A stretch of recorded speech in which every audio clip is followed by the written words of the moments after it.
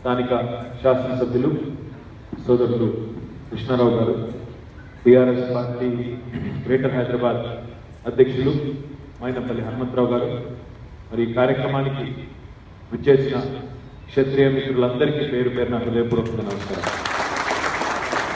ఈ కార్యక్రమానికి వచ్చే క్రమంలో నేను గోశాల చూస్తాను.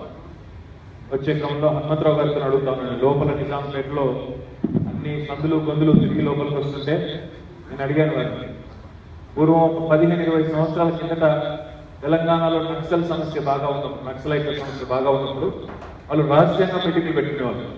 మనం కూడా అట్లాంటి రహస్య మీటింగ్ ఏమైనా పోతా ఉన్నామని అంటే లేదండి. కాకపోతే అక్కడ అందరూ కూడా వాళ్ళు క్షత్రియ మిత్రులు అందరూ కూడా బాగా క్లోజ్ నిట్ కమ్యూనిటీ, చాలా దగ్గరగా ఉంటారు ఒకరితో ఒకరు. కాబట్టి వారందరూ కూడా ఒక దాదాపుగా 2 గంటల నుంచి వెయిట్ చేస్తూ ఉన్నారు. చాలా పెద్ద మొత్తంలో అందరూ కూడా వచ్చి ఉన్నారు. కాబట్టి ప్రత్యేకంగా ఏర్పాటు చేస్తున్న సమావేశం అని చెప్పి వారు చెప్పడం జరిగింది. మీలో చాలా మంది తెలిసి ఉండవచ్చు, నాకు ఈరోజు కాదు దాదాపు గడిచిన 20 సంవత్సరాలుగా చాలా మంది క్షత్రియ మిత్రులు ఉన్నారు. ఆంధ్ర ప్రాంతం ముఖ్యంగా నేను గుంటూరులో చదువుకోవడం కానీ, తర్వాత హైదరాబాద్లో కూడా చాలా మంది మిత్రులు నాకున్నారు. ఎప్పుడు నేను అలా ఒకటే చెప్తా ఉన్నాను, టీఆర్ఎస్ పార్టీ అధికారంలోకి రాకపూర్వం, అదే రకంగా తెలంగాణ అనే రాష్ట్రం ఏర్పడకపూర్వం 2 సంవత్సరాల కిందట ఒకసారి మనం వెనక్కి తిరిగి చూసుకుంటే ఆనాడు పరిస్థితి ఏమిటి, ఈరోజు పరిస్థితి ఏమిటి? ఆనాడు మేము ఒక మాట పదే చెప్పేవాళ్ళం. చాలా మందికి గుర్తుండవచ్చు, గుర్తు లేకపోతే నేను ఒకసారి మీకు గుర్తు చేయవలసిన బాధ్యత నా మీద. మేము ఆనాడు చెప్పింది, ప్రాంతాలుగా విడిపోయిన ప్రజలుగా కలిసే ఉంటాం, దయచేసి ఎవరు కూడా బాధపడవద్దని ఆనాడు చెప్పాం. కానీ నేను మిమ్మల్ని తప్పుపట్టను. సహజంగా ఉద్యమంలో ఆనాడు ఉన్నప్పుడు, పోరాటంలో ఉన్నప్పుడు గట్టిగా పరుషంగా మాట్లాడిన సందర్భాలు చాలా ఉన్నాయి. దానివల్ల కూడా మీరు చాలా సందర్భాల్లో మీ మనసు నచ్చుకోవచ్చు, బాధపడవచ్చు. డెఫినెట్గా ఆనాడు అప్పుడున్న పరిస్థితుల్లో ఖచ్చితంగా తెలంగాణ రాకూడదు అనే భావన కూడా చాలా మంది ఉండవచ్చు. ఇప్పుడే హనుమంతరావు గారు చెప్పారు, కృష్ణారావు గారు కూడా చెప్పారు. కేవలం ఆంధ్ర ప్రాంతంలోనే కాదు, తెలంగాణలో కూడా, హైదరాబాద్లో, అదేవిధంగా ఇతర జిల్లాల్లో కూడా తెలంగాణ రాకపోతే బాగుండును అనుకునే వాళ్ళు కూడా చాలా మంది ఉండి ఉన్నారు. దానిలో అనుమానం ఏం లేదు. కానీ అదే పద్ధతిలో విడిపోతేనే బాగుపడతామని అనుకున్న వాళ్ళు ఆంధ్ర ప్రాంతంలో కూడా చాలా మంది కూడా ఉండి ఉన్నారు. సమస్య ఏంటంటే ఆనాడు ఉద్యమంలో ఆవేశాలు ఎక్కువగా ఉన్నాయి, ఆవేశాల మోతాదు ఎక్కువగా ఉంటుంది. సహజంగా కొన్ని సందర్భాల్లో మేమందరం కూడా ఏదో ఒక సందర్భాల్లో పరుషంగా మాట్లాడిన వాళ్ళే మనకు అనుమానం లేదు. కానీ ఒకసారి మీరు దయచేసి ఆలోచించాలి, ఒక ఉద్యమం, ఒక భావోద్వేగాలతో కూడిన పోరాటం, కొంతమంది పిల్లలు ఆత్మాహుతి చేసుకున్న సందర్భం, అన్ని భావోద్వేగాల మధ్యన కూడా ఉద్యమం నియంత్రణలో ఉంది అంటే ఎక్కడా కూడా మరి మాటలు తప్ప ఎక్కడ కూడా చేతల్లోకి ఆనాడు ఆవేశాలకు లోన్ కావడం జరగలేదంటే అది కేవలం కేసీఆర్ గారి నాయకత్వం వల్ల మాత్రమే సాధ్యమైంది. ఆనాడు తెలంగాణ ఉద్యమంలో, తెలంగాణ పోరాటంలో ఆనాడు కొన్ని ultra left forces, ultra right forces ఉన్నాయి. ఆనాడు అతివాదులు, డెఫినెట్గా ఏ సందర్భంలోనైనా సమాజంలో అతివాదులు ఉంటారు, మితవాదులు ఉంటారు. కేసీఆర్ గారి నాయకత్వంలో ఆనాడు పోరాటం నడిచింది కాబట్టి ఆయన డెఫినెట్గా మాటల్లో అప్పుడప్పుడు పరుషంగా మాట్లాడినా ఏనాడు కూడా ఉద్యమాన్ని, భావోద్వేగాల్ని నియంత్రణలో లేకుండా మన అదుపు తప్పి బయటకు పోయే విధంగా ఏనాడు కూడా వ్యవహరించలేదు. అది విషయాన్ని గుర్తు చేస్తాం. రెండవది, మేము పదే ఆనాడు చెప్పాం, ప్రాంతాలుగా విడిపోయినా ప్రజలుగా కలిసే ఉంటాం అని పదే చెప్తే సహజంగానే నమ్మలేదు. ఎందుకంటే రాజకీయ నాయకుల్ని నమ్మడం కష్టం, అది నాకు తెలుసు, మీకు తెలుసు. కాబట్టి అది సమాజంలో ఉన్న అభిప్రాయం, మీలోనే కాదు సమాజం అంతా ఉన్న అభిప్రాయం. కాబట్టి రాజకీయ నాయకులకు మాటల కంటే చేతలు ముఖ్యం, వాక్శుద్ధి కంటే చేతల్లో చిత్తశుద్ధి ముఖ్యం. ఈరోజు ఆ చిత్తశుద్ధిని 18 నెలల తర్వాత, తెలంగాణ ఏర్పడిన తర్వాత మేము ప్రదర్శించామని నేను బలంగా మీ ముందు ఒకసారి గట్టిగా చెప్పగలుగుతున్నాను. ఎందుకంటే ఒక్కసారి వెనక్కి తిరిగి చూస్తే ఎన్ని మాటలు అన్నారు, 2 ఏళ్ల కింద ఎన్ని మాటలు అన్నారు, బయటికి రావడం సౌండ్ బయటికి లేదు. 2 సంవత్సరాల కింద గుర్తు చేస్తుంటే అసలు ఈ తలుపులు తెరిస్తే ఈ రీసౌండ్ కూడా తలుపులు తెరిచే అవకాశం కాదు లేదా? 2 ఏళ్ల కిందట సార్ మీరు ఆలోచిస్తే ఎన్నన్నారు, తెలంగాణ ఏర్పడంగానే ఒకవేళ హైదరాబాద్లో టీఆర్ఎస్ ప్రభుత్వమే ఉంటే ఇక్కడ ఉండే సీమాంధ్ర సోదరులందరినీ తరివేస్తారని, ఆస్తులు లాక్కుంటారని, దాడులు జరుగుతాయని, శాంతి భద్రతల సమస్య ఉంటుందని, భూముల విలువ డమాలకు పడిపోతుందని, పెట్టుబడులు రావని, ఐటీ కంపెనీలు తరలిపోతాయని, ఇవన్నీ 2 ఏళ్ల కింద మనం విన్న మాటలు. అప్పటి ముఖ్యమంత్రి గారు అయితే ఆంధ్రప్రదేశ్ ఆఖరి కిరణ్ కుమార్ రెడ్డి, ఆయనైతే ఇంకొక అడుగు ముందుకేసి రేపటి రోజున హైదరాబాద్ కిరణ్ కుమార్ రెడ్డి హైదరాబాద్ లో రేపు మీకు కరెంటే ఉండదు, చీకట్లు అయిపోతాయి, చిమ్మ చీకట్లు అలుముకుంటాయి, గాఢాంధకారం ఏమైపోతుందని చెప్పి కూడా భయపెట్టాడు ఆయన. ఏమైంది ఈరోజు?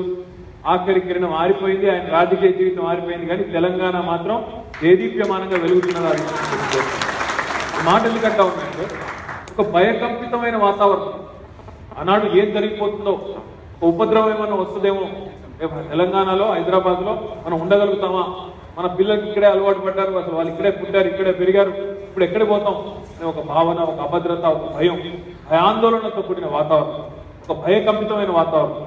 సహజంగానే మా ప్రత్యర్థి పార్టీలు ఎన్నికల్లో ఆనాడు తెలంగాణ వచ్చిన కొత్తలో సహజంగానే దాన్ని గట్టిగా చెప్పారు.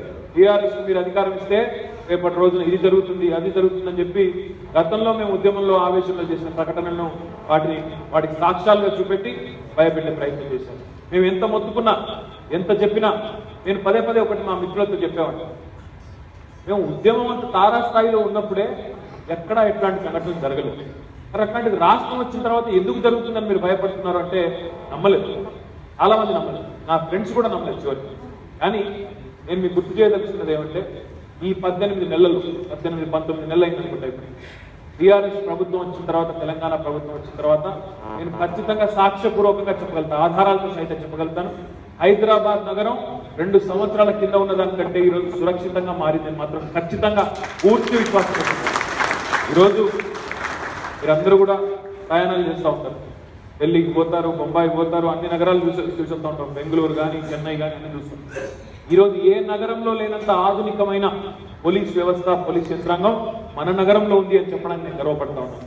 ఆధునికమైన వాహనాలు కానీ, అత్యాధునికమైన వారి దగ్గర ఉండే మరి అమ్యునిషన్ కానీ, అదే రకంగా ఇంటర్సెప్టర్ లాంటి వెహికల్స్ కానీ, ఈరోజు బాడీ వార్న్ కెమెరాస్ అంటే వారికి యూనిఫామ్తో పాటు ఇచ్చే కెమెరాలు కానీ ఎక్కడా దేశంలో మరి ఎక్కడా కూడా లేవు.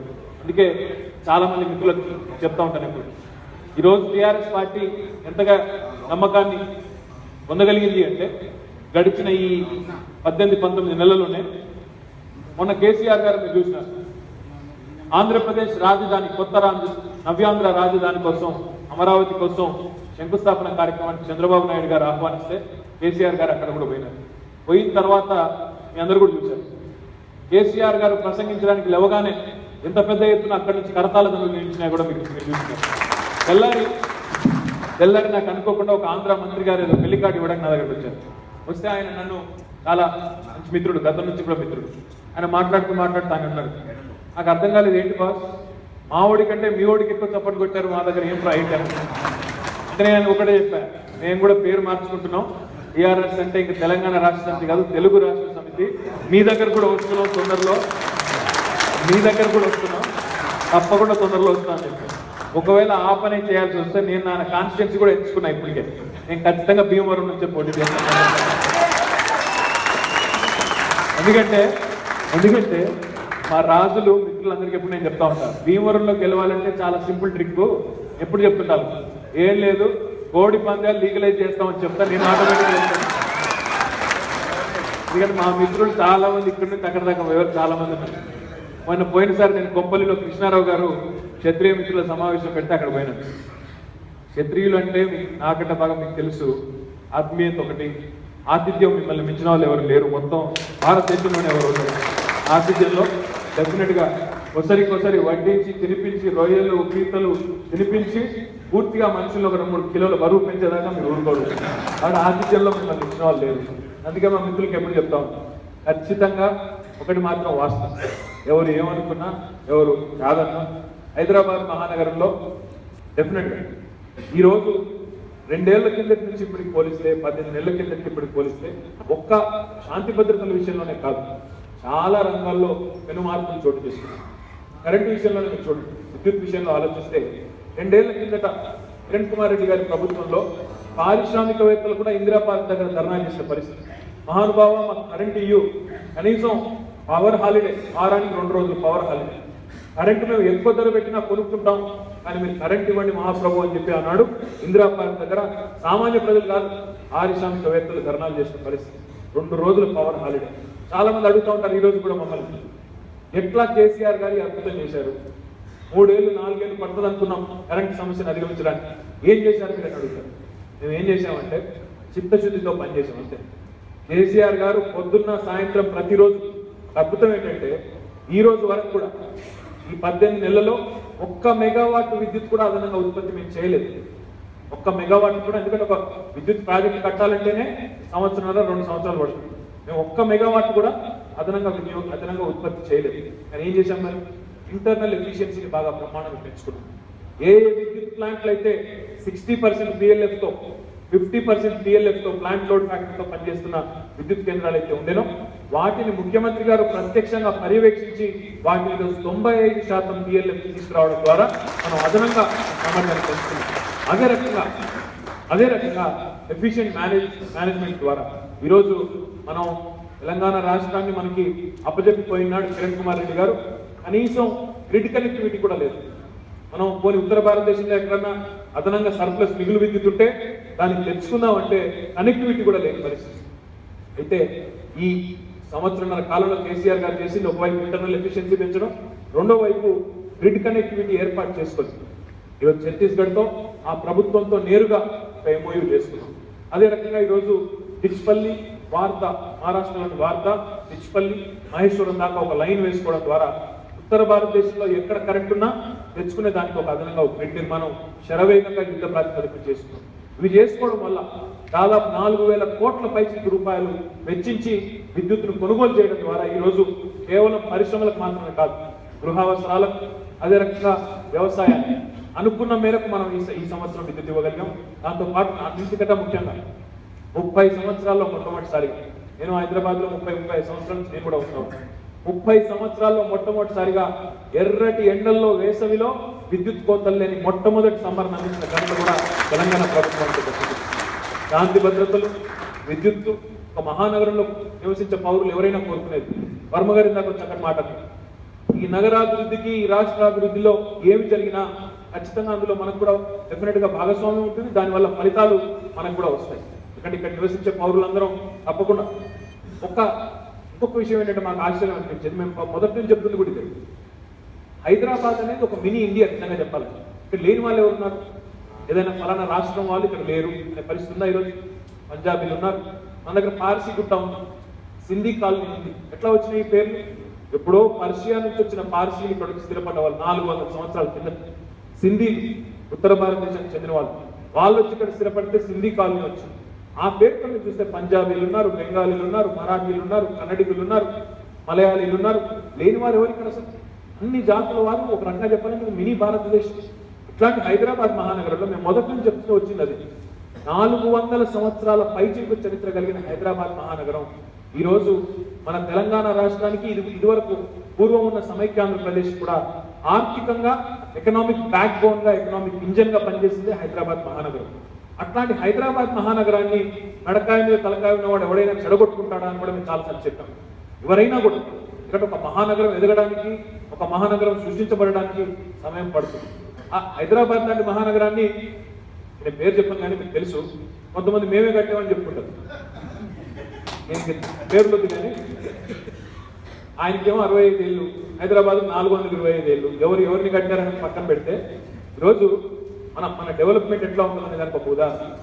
కృష్ణారావు గారు ఒక విషయం చెప్పారు, మంచినీళ్ళ సమస్య ఈ హైదరాబాద్లో ఈసారి తీవ్రంగా ఉంది.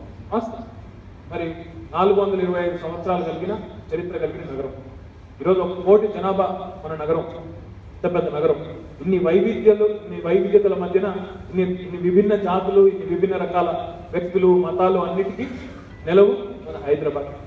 మరి ఒక్కసారి మీరు ఆలోచించాలని కోరుతాను, ఇంత చరిత్ర కలిగిన నగరానికి భారతదేశం వచ్చి దేశానికి స్వతంత్రం వచ్చి 65 సంవత్సరాలు పైచిలు గడిచిపోయింది. ఇప్పటి వరకు ఎప్పుడో నిజాం కట్టిన 2 చెరువులు తప్ప